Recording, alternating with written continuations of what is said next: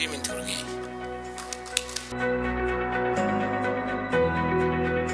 Rechtsstaatlichkeit in der Mongolei zu fördern und die nachhaltige Entwicklung.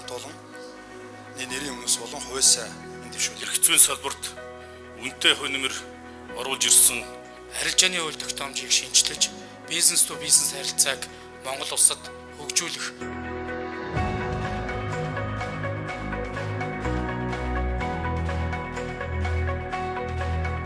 Хан соёлын сангаас мөн онд 1993 онд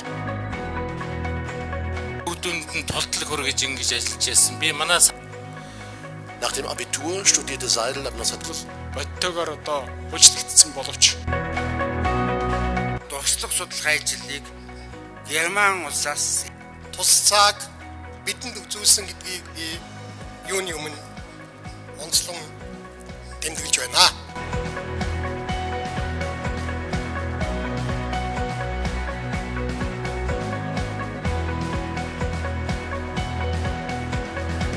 бусад төслүүд хан соёлын сангийнхаа дэмжлэгтэйгээр энэ ажлыг хийжсэн. Зохицуулсан байна.